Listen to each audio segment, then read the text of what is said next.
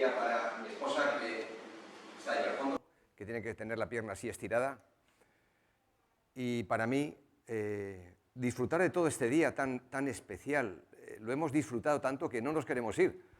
Pero sí, nos tenemos que ir porque tenemos mucho trabajo. Mañana tenemos culto por la noche en nuestra iglesia. Tenemos los lunes culto porque hay muchos hermanos que no pueden los domingos por motivos de trabajo, porque están trabajando en hostelería o en residencias, en hospitales. Y los lunes tenemos culto y una buena asistencia, a pesar de ser lunes. Y tendremos que salir mañana. Quiero agradecer a los ancianos de la iglesia, tanto a José como a Alejandro, que nos hayáis invitado, a mi esposa y a mí. Y también agradecer a la asamblea pues, la oportunidad que nos habéis dado. Jeremy, ¿verdad? Siempre me hace reír. Me contó un chiste de vascos buenísimo. Pero luego se puso muy serio y me dijo, Jaime, hoy vas a hacernos un examen, ¿verdad?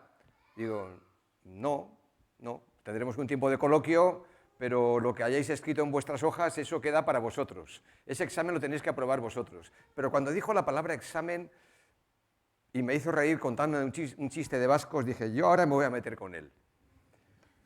Tranquilo, Jeremy. Pues no sé si sabéis de aquel pastor que ya se iba haciendo mayor en su iglesia y claro, no había un relevo y él quería reconocer ancianos. Así que pensó en dos posibles candidatos, y yo, bueno, Christian y Jeremy. ¿Qué os parece, vale? Así que este pastor dijo, bueno, os voy a someter a una prueba de Biblia, a un examen. Ya están nerviosos, ¿eh? Y a ver qué puntuación les pongo para que sean posibles candidatos a ser ancianos de la congregación. Así que primero hace pasar a su despacho a Christian y le dice, bueno, Christian, vamos a ver, háblame de la Biblia. De la Biblia. Sí, pero puntualicemos, ¿Antiguo o Nuevo Testamento? Bueno, háblame del Antiguo Testamento. Sí, pero puntualicemos. Pentateuco, libros proféticos, históricos. Bueno, pues háblame del Pentateuco. Porque, claro, iba desviando la pregunta a Cristian con que eso de puntualicemos. Pues háblame del Pentateuco. Vale, pero puntualicemos. Génesis, Éxodo, Levítico, Números o Deuteronomio. Háblame de Génesis. Muy bien, de Génesis. ¿Y qué digo yo de Génesis? Pensaba él. Pero puntualicemos. La vida de Abraham, de Isaac, de Jacob, de José. Perfecto, te puedes ir, Cristian. Y le puso un sobresaliente. Este es un buen candidato. Luego Cristian sale, se encuentra con Jeremy. Es tu turno, Jeremy. Y le dice, Jeremy, ¿qué tal? ¿Cómo te ha ido? ¿Qué te ha dicho? Dice, bueno, me ha preguntado sobre la Biblia y tal. No, eso ya lo sé, pero no, tú tranquilo, le dice Cristian. Cada vez que te haga una pregunta, tú desvías el terreno hacia donde te interesa y le dices, puntualicemos. Y él te hará otra pregunta y tú lo vas arrinconando al pastor. Ah, vale, perfecto. Puntualicemos. Entra Jeremy y le pregunta al pastor. Bueno, Jeremy, háblame del Padre Nuestro. Y Jeremy dice, sí, pero puntualicemos, ¿del tuyo o del mío?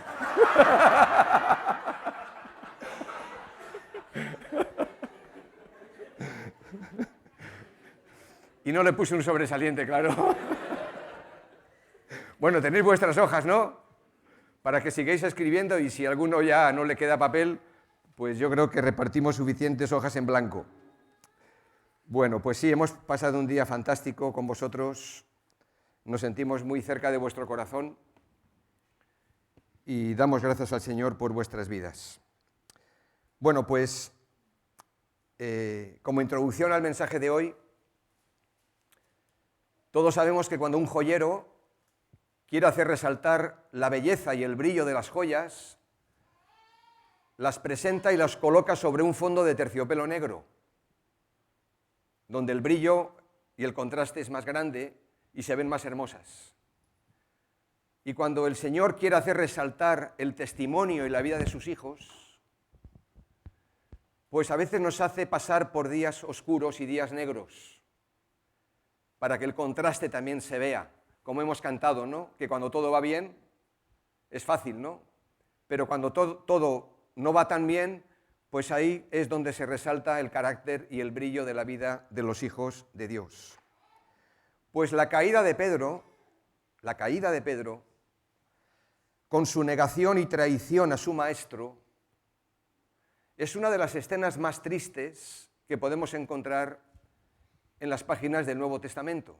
De hecho, el Espíritu Santo quiso que constara por escrito en los 4 evangelios, no en uno, sino en los 4, para que cada uno tomemos conciencia de que esto es una llamada de atención y de advertencia, de que también podemos negar, podemos caer, podemos traicionar al Maestro, pero al mismo tiempo es un recordatorio de que en Cristo Jesús hay lugar para el perdón y para la restauración. El tema de hoy está ligado a los otros 2 temas, en cuanto a iglesias vivas para tiempos nuevos. El primer día hablamos de la reforma para el pueblo de Dios. Es un llamado a la reflexión, un llamado a la conversión, también un llamado a la obediencia y al compromiso, al pueblo de Dios en general, en estos movimientos de reforma. Esta mañana hemos visto la renovación en una determinada iglesia local, la de Éfeso, la de San Sebastián, la de Piera, donde vemos que hay luces y hay sombras. Vemos que las sombras se pueden convertir en luz si nos arrepentimos, si nos acordamos de dónde hemos caído y actuamos. Pero también hemos visto que la luz se puede convertir en oscuridad si no obedecemos. Y que hay un mensaje de vida y de luz para nosotros. Y ahora nos localizamos más en el creyente en particular, en cada uno de nosotros, en este cuadro que vemos aquí, en cuanto al incidente del apóstol Pedro. El Señor Jesús le advirtió, ya se lo dijo, como hemos leído en Lucas, que sería probado esa noche, pero también le adelantó o le prometió su restauración, cuando le dijo, y una vez tú vuelto, confirma a tus hermanos. O sea que el Señor Jesús sabía que Pedro iba a caer y que después lo iba a restaurar. Pero Pedro ni se imaginaba que iba a caer, ni se esperaba que podría ser restaurado de nuevo. Cuando nuestros consejos son buenos para otros, porque Pedro era un buen especialista en dar consejos y en ser el primero en presentarse como aquí estoy yo, cuando nuestros consejos son buenos para otros, pero no para nosotros mismos, estamos en peligro. El refrán de consejos vendo y para mí no tengo, ¿no? Eso fue lo que le pasó a Pedro, que confió demasiado en sí mismo. El orgullo, la autocomplacencia, son valores muy cotizados en la sociedad, pero es un estorbo para el reino de Dios y la vida del creyente. Me encanta ver cómo el Espíritu Santo ha registrado todas estas realidades que confirman la autoridad de la palabra de Dios de la Biblia. Porque si tú quieres engañar al pueblo, como algunos han dicho, que la Biblia ha sido escrita para engañar a multitudes de personas, pues no se hubiera registrado una caída tan escandalosa como esta de un discípulo tan amado y tan querido por Jesús. La Biblia sería un libro de héroes y de heroínas donde todo les ha ido bien, pero no, la Biblia es un libro muy práctico para la vida, es muy realista, porque habla de la vida de cada uno de nosotros. Y aquí vemos la caída de Pedro. ¿Dónde encontramos la restauración? Tenemos que ir un poquito más adelante a otro evangelio, y vamos al evangelio de Juan, por favor, capítulo 21, evangelio de Juan, capítulo 21, porque pasó el tiempo entre la caída y la restauración, pasaron muchas cosas, y pasan también en nuestras vidas muchas cosas cuando, como vimos esta mañana, nos estancamos hasta que de nuevo recuperamos el brillo que hemos dejado atrás, volvemos al primer amor, pero quizás han pasado meses, a veces han pasado años, tristemente, donde hemos estado navegando por el mar de la vida sin demasiado propósito. Y aquí encontramos en el capítulo 21 estas palabras, versículo 1.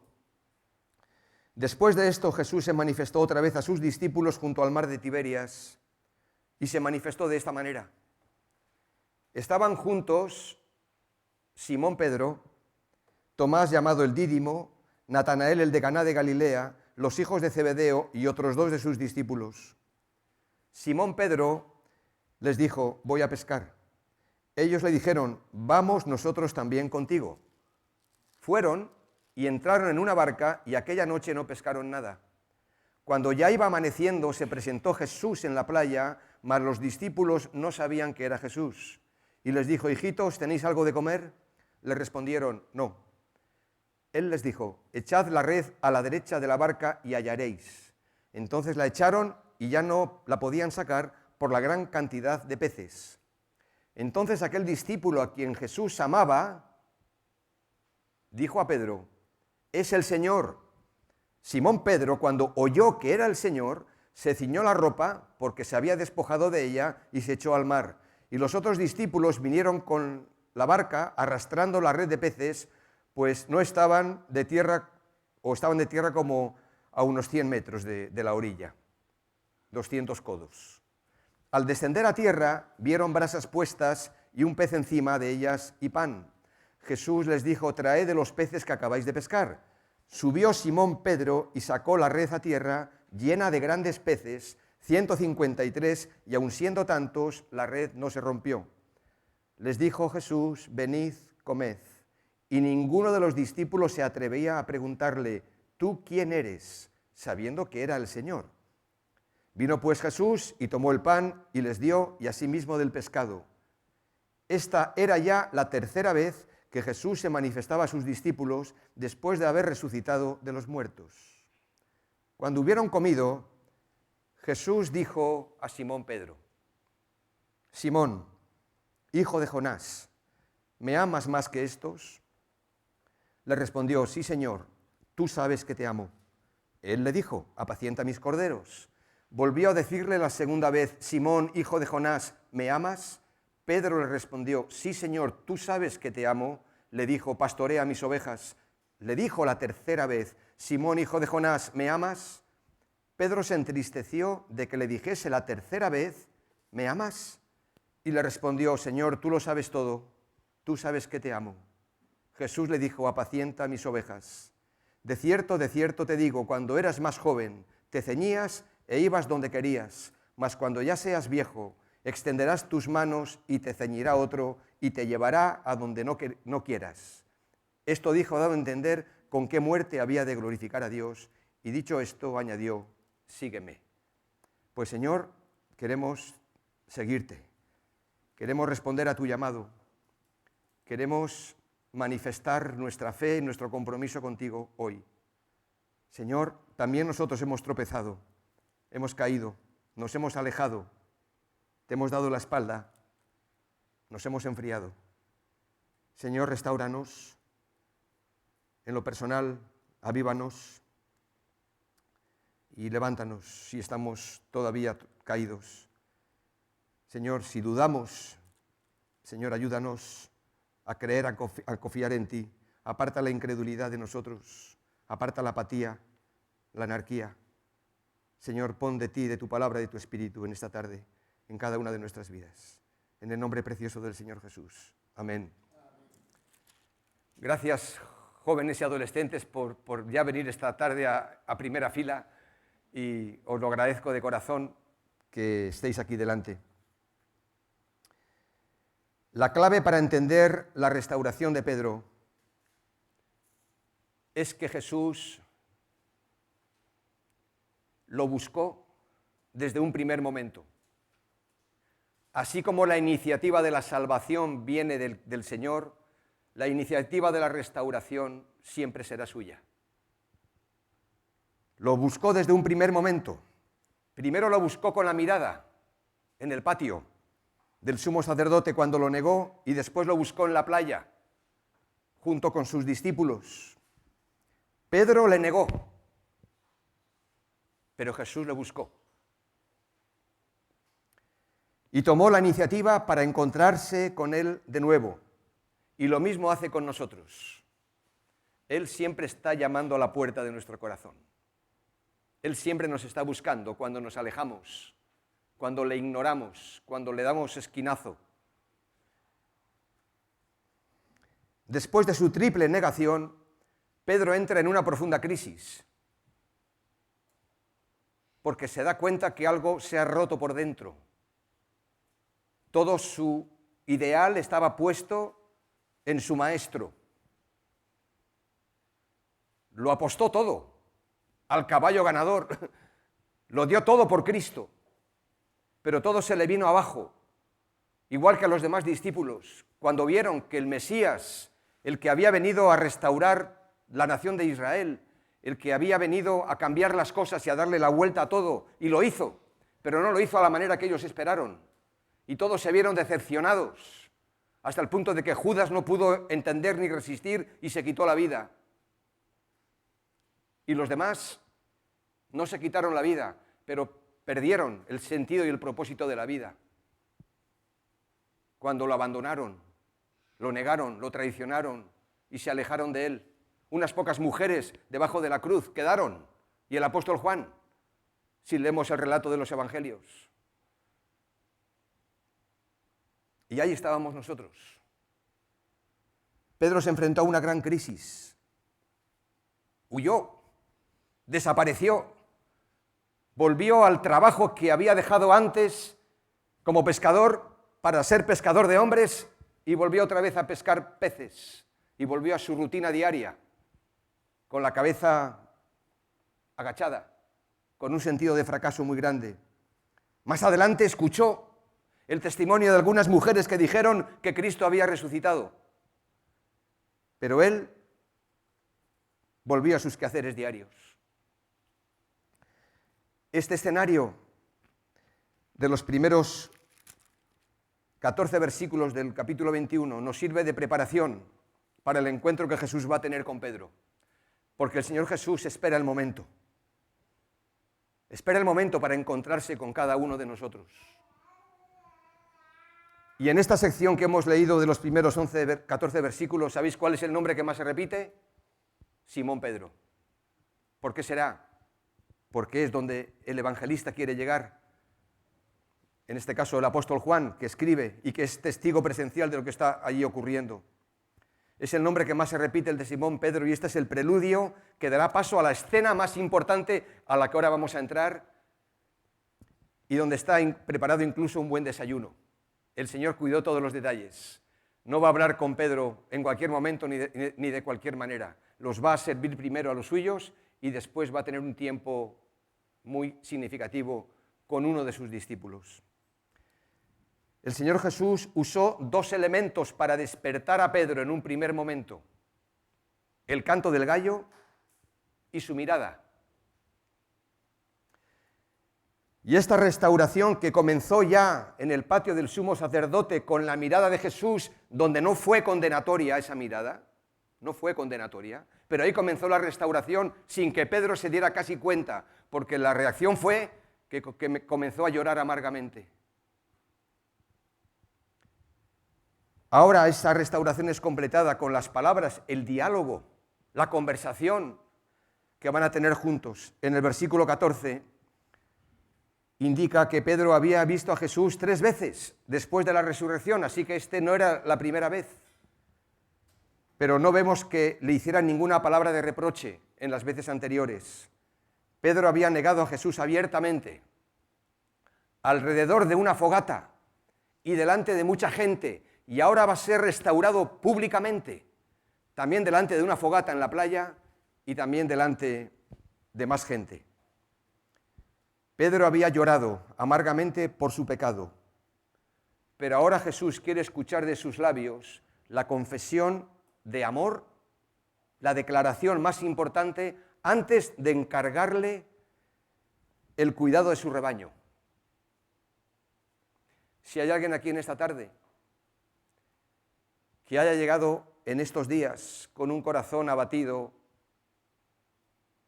duro, enfriado, estancado, y que de alguna forma sea consciente de que haya caído, tropezado,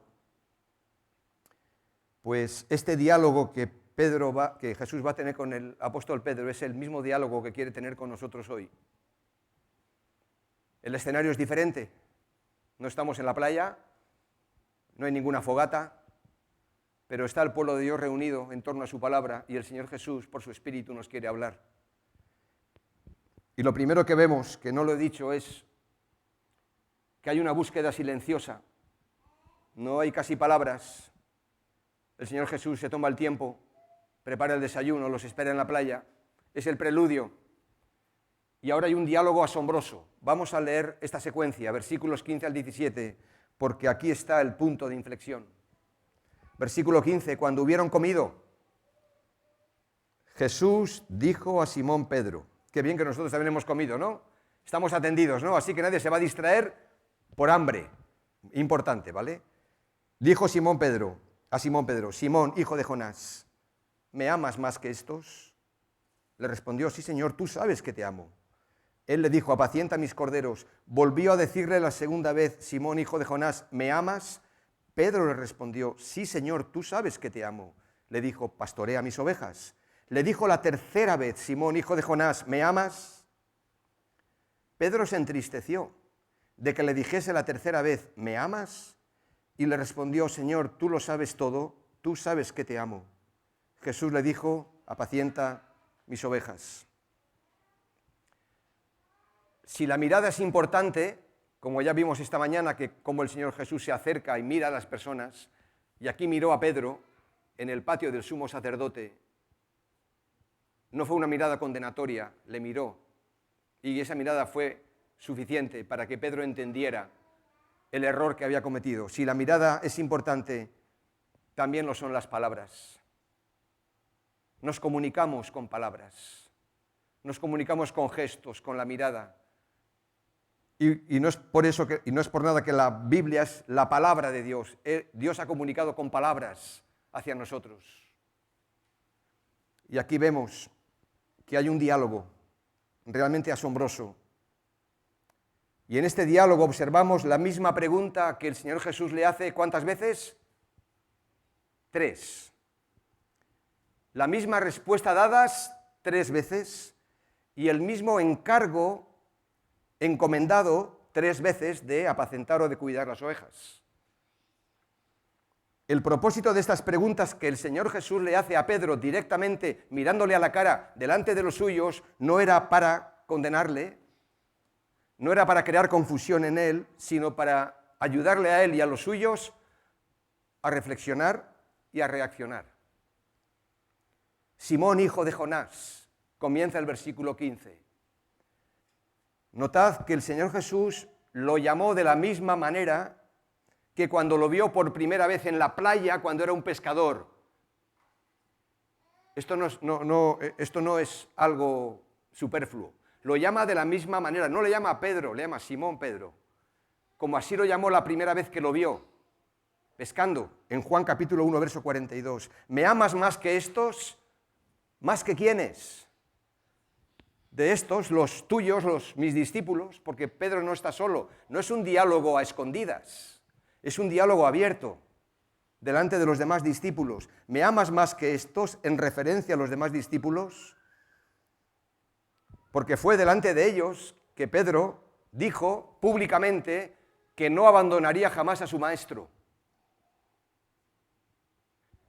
Si esto se lo hubiera dicho a Jesús estando él con Pedro a solas, posiblemente a solas trataría con él este asunto. Pero por cuanto dijo esto delante de los demás, de una forma pública, ahora de una forma pública el Señor Jesús también lo confronta. Y Cristo repite la pregunta 2 veces más, ¿me amas? En las 2 primeras preguntas que el Señor Jesús le hace, Jesús emplea un verbo en griego, agapán, que indica un amor y una entrega total de la persona. Pero Pedro no responde con el mismo verbo en el original, sino con otro parecido, philein, que indica amor en el sentido de emoción, de sentimiento, de afecto y amistad. Yo sé que esto puede resultar un poquito tedioso un domingo por la tarde, pero voy a tratar de hacerlo sencillo. En la tercera pregunta, Jesús utiliza el mismo verbo que Pedro en sus respuestas. En nuestra versión Reina Valera no se ve la distinción entre estos 2 verbos en el original, agapán y philei, o philein. Si tenéis la nueva versión internacional, ahí sí marca la diferencia, porque el diálogo fue así. Simón, hijo de Jonás, ¿me amas más que estos? Pedro le respondió, sí, Señor, tú sabes que te quiero. Jesús le dijo, apacienta mis corderos. Volvió a decirle la segunda vez, Simón, hijo de Jonás, ¿me amas? Pedro le respondió, sí, Señor, tú sabes que te quiero. Le dijo, pastorea mis ovejas. Jesús le dijo la tercera vez, Simón, hijo de Jonás, ¿me quieres? Pedro se entristeció de que le dijese la tercera vez, ¿me quieres? Y Pedro le respondió, Señor, tú lo sabes todo. Tú sabes que te quiero. Jesús le dijo, apacienta mis ovejas. Se nota la diferencia, ¿no? El matiz entre amar y querer.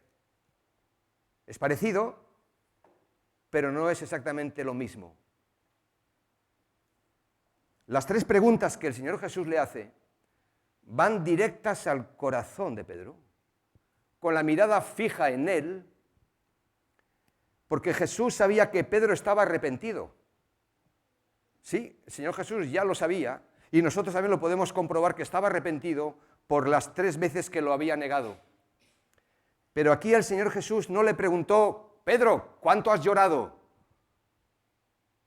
por haberme negado? ¿O cuán enamorado estás ahora de mí?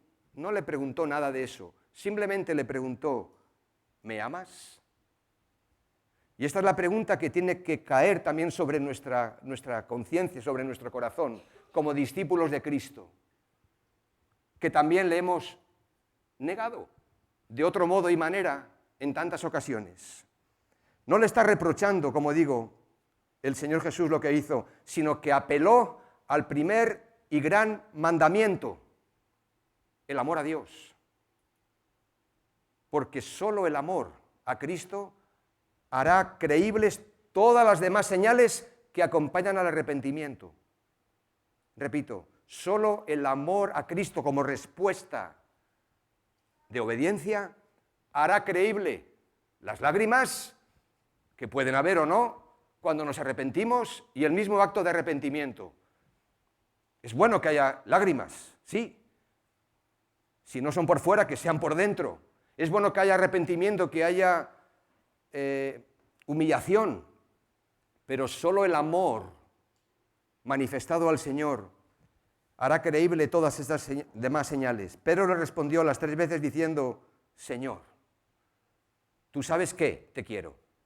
Señor, esto no era un título de cortesía, esto era una declaración de su divinidad, de su autoridad sobre su vida. Señor,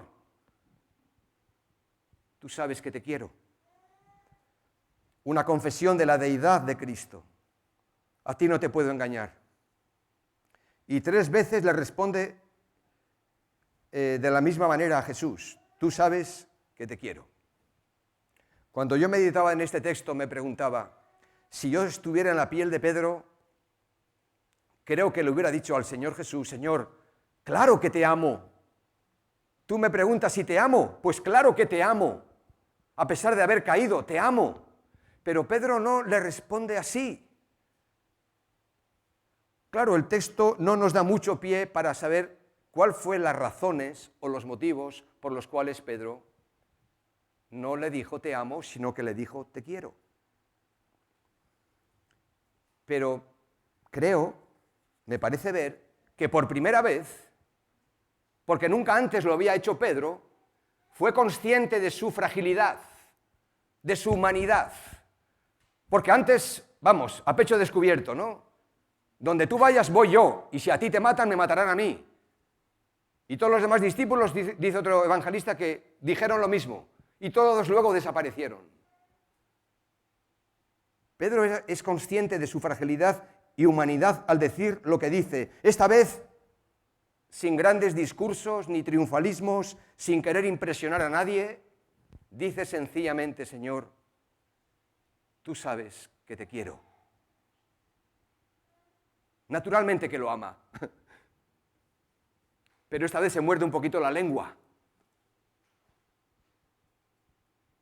porque es consciente de que es muy fácil dejarse llevar en un momento determinado por la emoción, el entusiasmo y prometerle al Señor lo que después no cumplimos. Ya dice el autor de Eclesiastés, mejor que no prometas. Mejor que no prometas, que no prometamos. Oh Señor, voy a hacer, o voy a decir, después de haber escuchado tu palabra, pues Señor, esta noche cuando llegue a casa, tomo el firme propósito de leer la Biblia todos los días, 5... Bueno, no, tranquilo, no corras. Sé consciente de tu debilidad, de tu fragilidad, y dile al Señor que lo amas, que lo quieres, que quieres obedecerle, que te dé fuerzas para cumplir lo que está en tu corazón hacer. Antes había dicho, aunque todos te negaren, yo nunca te negaré. Mi vida pondré por ti.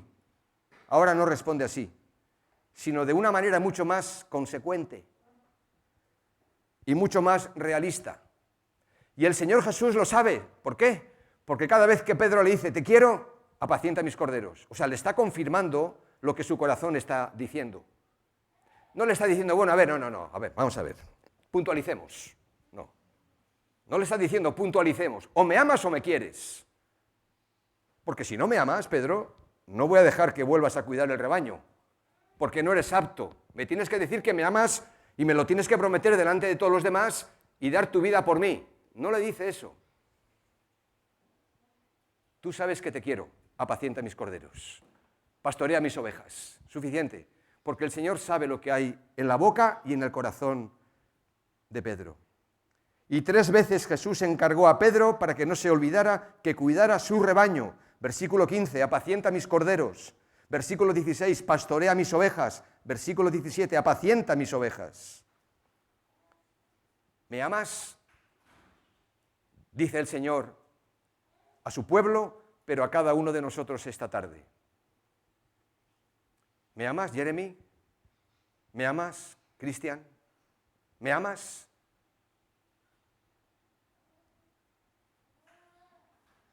Después de este diálogo asombroso, hay una restitución generosa. Versículos 18 y 19, que dice así, verso 18, de cierto te digo, cuando eras más joven, te ceñías e ibas a donde querías, mas cuando ya seas viejo extenderás mis manos y te ceñirá otro y te llevará a donde no quieras. Esto dijo a entender con qué muerte había de glorificar a Dios, y dicho esto, añadió, sígueme.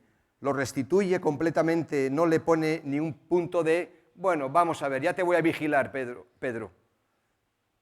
Ya queremos estar seguros todos de que esto que has dicho, de que me quieres, es verdad. No, hay una confianza total.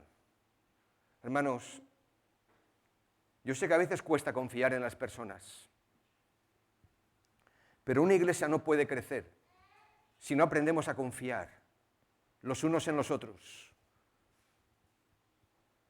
y a confiar de que el Señor ha restaurado nuestras vidas y generar un clima de respeto, de confianza, de ayuda mutua, de sabia corrección los unos a los otros, de sabia exhortación, la expresión los unos a los otros que tanto se repite en el Nuevo Testamento.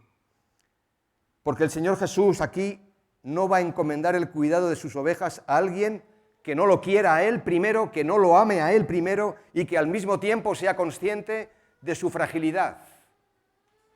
El Señor no busca superhombres para pastorear una iglesia. Aquí tenéis a 2 ancianos, a José y a Alejandro. No esperéis superhombres, porque no lo son. El Señor les ha encomendado la tarea de cuidar este rebaño. Y lo mejor que puede hacer la iglesia es colaborar juntos con ellos y con toda la congregación. Pero el Señor Jesús no va a encomendar el cuidado de sus ovejas a alguien que no le ame a Él primero. Y a menos que sirvamos a Cristo movidos por el amor, terminaremos abandonando la tarea o la terminaremos haciendo de manera mecánica, como hemos visto esta mañana. Si solamente tenemos la estructura de una iglesia, si solamente tenemos los programas y no tenemos el corazón, no tenemos el primer amor, pues o lo terminaremos dejando hastiados, cansados, aburridos, y terminaremos aburriendo también a la congregación. Así que esto engancha con el tema de esta mañana, de volver al primer amor, porque de esto se trata ahora. ¿Me amas? ¿Me quieres? ¿Estás dispuesto a seguirme? Sígueme, como le dice al final del versículo 19. Porque, ¿sabéis? No hay fuerza humana de servir al Señor solo bajo el cumplimiento del deber. La ley mata. Sí, el cumplimiento del deber solo no es suficiente. Sé que tenemos que ser responsables, sé que tenemos deberes y a veces tenemos que hacer las cosas aunque no sintamos hacerlas y las tenemos que hacer, porque somos responsables. Pero servir al Señor por pura obligación, por el cumplimiento del deber, sin amor, hace que nuestro ministerio sea muy árido, muy seco, y difícilmente podemos dar lo que no tenemos. Seamos ancianos, obreros, siervos, que somos todos, no podemos dar lo que no tenemos. Solo el amor a Cristo y el amor de Cristo nos dará la fuerza para servir a los demás, aunque no seamos incluso correspondidos. Pero el amor de Cristo nos sostendrá, te mantendrá firme, en pie. Aunque amándoos más, como diría Pablo, sea amado menos. Pero mirad, hermanos, a una espada le dobla otra espada. A una espada le dobla otra espada. Pero a un corazón solamente le puede doblar otro corazón. Y Jesús no emplea su espada para ganar sus argumentos con nosotros porque ya los tiene ganados de antemano. No emplea la espada, emplea el corazón. Y Pedro se rindió una vez más al Señor. Lo cautivó el Señor. Nos cautivó a nosotros también. Y siempre que sale a nuestro encuentro, nos hace llegar su presencia, su perdón, su amor, su corrección, su castigo, su disciplina, si es necesario. Pero nos cautiva y nos gana de nuevo, porque no llega como un garrote, no llega como esa ley que mata, fría, desnuda. Solo el amor de Cristo y el amor a Cristo, como digo, nos dará la fuerza para servir a los demás, haciendo posible que la carga que podamos llevar encima sea ligera. No se trata, pues, de decir solo que te amo o de decir que te quiero, Señor, sino de probar que esto es cierto por medio de lo que hago para ti, por medio de cómo vivo mi vida para ti. Pedro, si me amas, cuida mi rebaño, si me amas, pastorea mis ovejas, si me amas, apacienta mis corderos. Y es así como Pedro responde a la honestidad de el Señor Jesús responde a la honestidad de Pedro, lo restaura a su ministerio. Y no hay más que leer la primera y segunda carta de Pedro. Parece otro Pedro, pero es el mismo, pero transformado. Es el mismo, pero ganado, purificado, madurado, trabajado por el Señor. No hay más que oírle a Pedro predicar en su primer discurso en Hechos capítulo 2. ¿Quién es este Pedro? ¿El mismo que lo negó? Sí, el mismo que lo negó, pero el que fue restaurado, que fue perdonado, que el Señor le dio, por supuesto, otra oportunidad como nos la da a nosotros. Y unos a nosotros nos tenemos que dar otra oportunidad.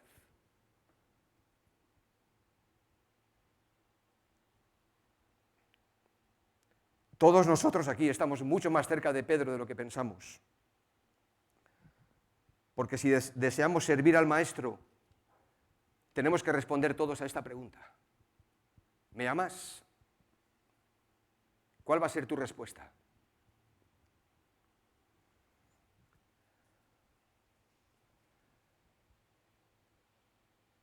Yo no sé por qué razón el capítulo del amor de 1 Corintios 13, que nos habla de Cristo, del amor de Cristo, de las características del fruto del Espíritu. No sé por qué razón es un capítulo que solo se predica en las bodas o en las ceremonias de boda. Lo hemos escuchado, ¿verdad? Lo asociamos el capítulo del amor a la relación entre un hombre y una mujer en una ceremonia de boda. Y no digo que esté mal como aplicación, pero ese capítulo está en un contexto de conflictos en la iglesia de Corinto. Y está justo en medio entre el capítulo 12 de los dones espirituales y de los desórdenes en la vida de la iglesia, y el capítulo 14 también en un contexto de desorden. Y Pablo presenta un camino más excelente que cualquiera de los dones, y es el camino del amor. Hablábamos esta mañana de volver al primer amor, ¿verdad? ¿Qué es volver al primer amor? Pues es volver a Cristo, y es volver a 1 Corintios 13, porque en todas las iglesias hay conflictos.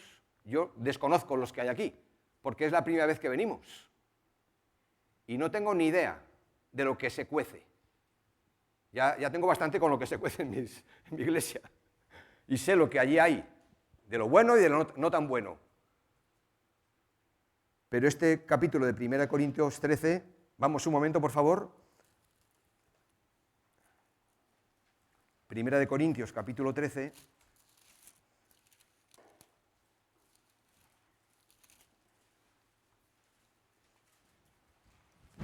Aquí están descritas las características de nuestro Señor Jesucristo, del fruto del Espíritu Santo, y vamos a hacer un ejercicio práctico. Esto no es ni para probar ni para suspender, porque aquí suspendemos todos. Ya os digo que aquí todos suspendemos. Pero, por otro lado, todos aprobamos, si entendemos el significado de estas palabras. Quiero invitarte a que te pongas de pie con tu Biblia abierta, por favor, o tu móvil o tablet, si tienes ahí encendido. Y en los versículos del 4 al 8 se mencionan aproximadamente unas 16 características de este amor, del que es el amor que Jesús a Pedro le reclama. ¿Me amas? ¿Estás dispuesto, Pedro, a seguirme? Wow, sí, Señor, tú sabes que te quiero. Tú sabes que sí. Y la prueba está en que Pedro le siguió hasta el final. Ahora, vamos a poner nuestro nombre allí donde dice la palabra amor. Es decir, versículo 4, donde dice el amor es sufrido, como primera característica, donde dice amor, yo ahí pongo mi nombre y tú pones el tuyo. Y así con todo lo demás que viene en estos versículos del 4 al 8. Es decir, si lo tuviéramos que poner esto en voz audible, si lo hago yo solo sonaría así: Jaime es sufrido, Jaime es benigno, Jaime no tiene envidia, etcétera, ¿no? Pero ahora lo vamos a hacer todos con solamente la primera expresión: el amor es sufrido. Y yo digo, Jaime es sufrido. Y tú lo vas a decir en voz alta ahora, todos juntos, no te importe el murmullo, con tu nombre, para que tú te oigas a ti con tu nombre. No tienes que oír al de al lado, ya tienes bastante, ya tengo bastante con lo mío. Yo digo, Jaime es sufrido, Pepe es sufrido. Entonces todos con nuestro nombre lo decimos en voz alta. ¿Sí? ¿Se entiende? Perfecto. Entonces, venga, 1, 2, 3, Jaime es sufrido. No, eso no me vale. Algunos lo habéis dicho con la boquita pequeña. No, quiero que lo digáis, quiero que te escuches. Venga, 1, 2 y 3.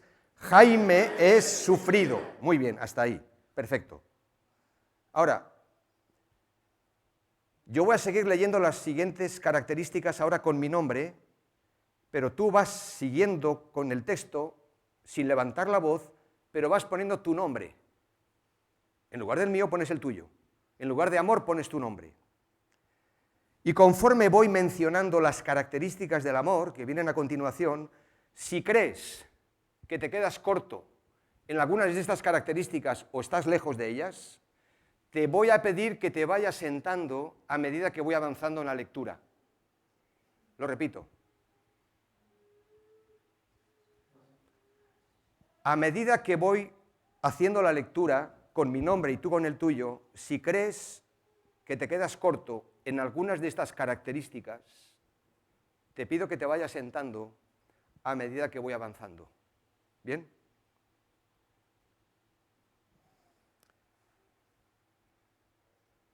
Jaime es sufrido. He sabido esperar y he sido paciente con las debilidades de mis hermanos. Jaime es benigno. Siempre he tenido un trato de bondad hacia los demás. y en especial a los que no me han tratado bien. Jaime no tiene envidia. Jaime no es jactancioso, no se envanece, es humilde. Jaime no hace nada indebido nunca, no tiene nada de qué avergonzarse. Jaime no busca lo suyo, no quiere promocionarse. Jaime no se irrita, no guarda rencor, nunca se enfada. Jaime no se goza de la injusticia, sino de la verdad. Jaime todo lo sufre, todo lo cree, todo lo espera, todo lo soporta. Jaime nunca deja de amar.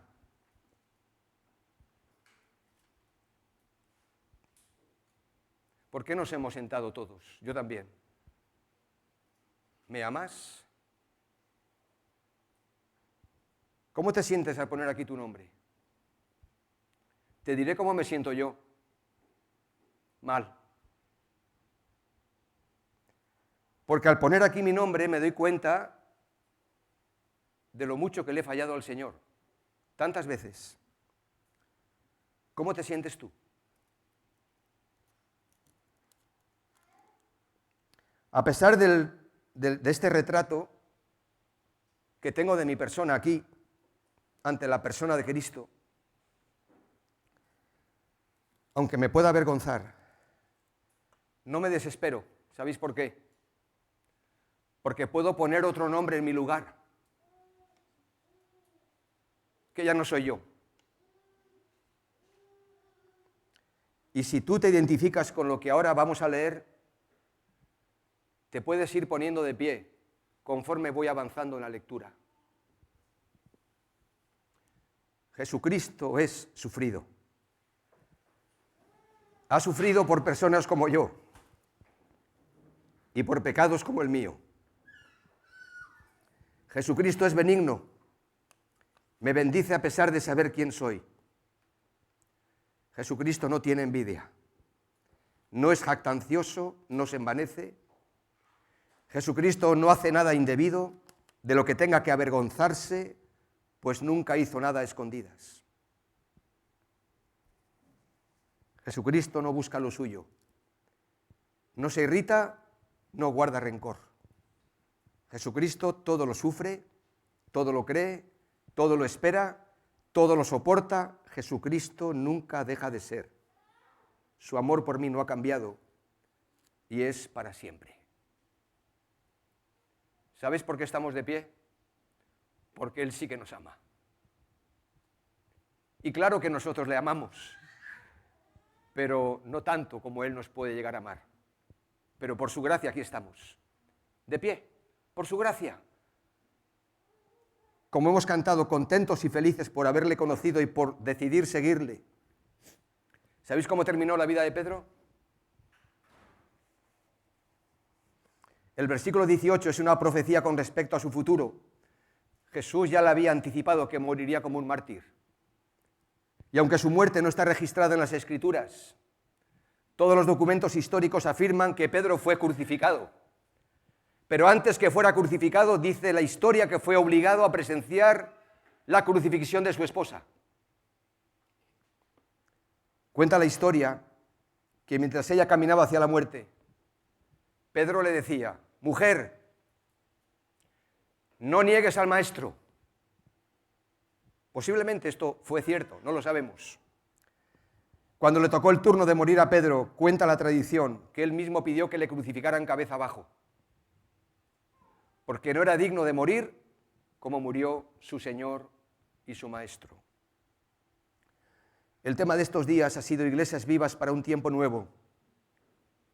Y todos hemos llegado aquí, aun siendo de la misma iglesia, por diferentes razones.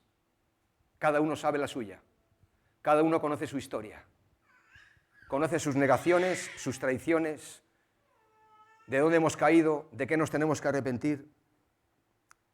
Pero Jesús nos busca, sale a nuestro encuentro, nos mira y nos toca, y nos habla al corazón y nos cautiva de nuevo. Y no espera que nuestra vida esté bien o esté en orden para acercarse a nosotros. No espera que estemos bien para que Él se acerque. Y Jesús buscó a Pedro, se presentó delante de él, le miró, le habló, le amó y le ganó de nuevo. Y si estamos de pie es porque ya estamos actuando, como hemos visto esta mañana, para seguir adelante en la tarea que el Señor nos ha dado. Lo restauró con su mirada y también con sus palabras y su ejemplo. Y lo mismo quiere hacer contigo y conmigo. Inclina tu rostro, vamos a orar. Y quizás quieras decirle al Señor estas palabras.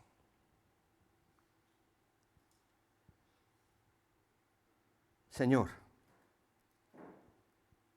al llegar este momento, recibe mis miedos y transfórmalos en confianza. Señor, recibe mi sufrimiento y transfórmalo en crecimiento. Señor, toma mi silencio, mis preguntas y cámbialas por adoración. Toma mis crisis y transfórmalas en madurez. Recibe mis lágrimas y transfórmalas en gozo y paz contigo. Toma también mi soledad y cámbiala por comunión contigo. Gracias por hablar a mi corazón, por buscarme de nuevo hoy, por salir a mi encuentro, por llamarme por mi nombre y por levantarme y por invitarme a seguir contigo y seguir adelante. Bendice a tu iglesia aquí en Piera, a cada congregación que pueda estar representada, a cada hijo o hija tuya, Señor. Renuévanos, revístenos de tu gracia, de tu poder, porque tú nos has dicho que en ti somos más que vencedores por medio de Cristo que nos amó. Y en tus fuerzas, Señor, y por tu gracia, seguimos adelante. Y siempre podemos volver a ti de nuevo, Señor, pero gracias que siempre que volvemos, tú ya has venido a buscarnos. Te bendecimos y te adoramos, y bendice esta congregación y a cada uno de sus miembros. En el precioso nombre de nuestro Señor Jesucristo. Amén.